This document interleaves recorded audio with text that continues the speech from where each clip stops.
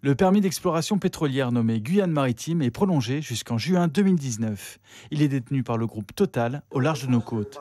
Il s'agit de la seule prolongation de ce type en France. Le gouvernement ne souhaite pas renouveler les concessions d'exploitation existantes au-delà de 2040. Le président de la collectivité territoriale de Guyane annonce la nouvelle comme une victoire. C'est une très belle victoire pour la Guyane et les Guyanais. 50 combats juridiques, politiques. Et je salue donc le geste du président de la République, M. Macron, ainsi que du Premier ministre. Nous avons l'arrêté de prolongation. Ça signifie qu'incessamment, je vais signer maintenant la convention avec le président Joannet de Total pour les 10 millions qui seront affectés à l'économie de la Guyane. Le groupe pétrolier Total a en effet convenu avec la collectivité d'un plan d'investissement en faveur des entreprises guyanaises à hauteur de 10 millions d'euros.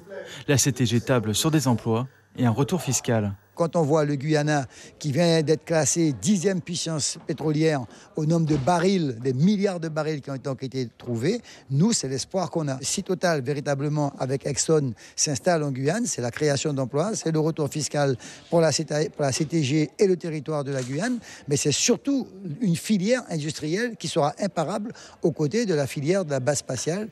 Un enthousiasme que ne partage absolument pas le président du comité des pêches de Guyane.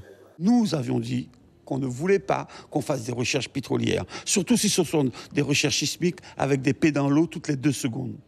Chaque fois qu'il y a eu impact, chaque fois qu'il y a eu recherche sismique, il y a eu disparition des poissons.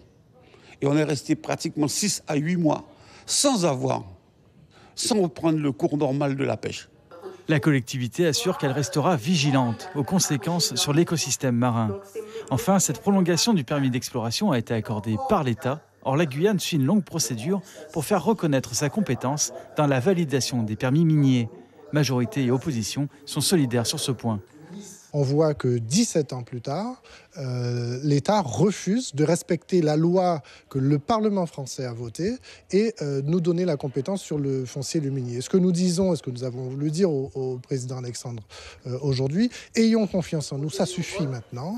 Rodolphe Alexandre a d'ailleurs clairement expliqué qu'il condamne le blocage de cette législation.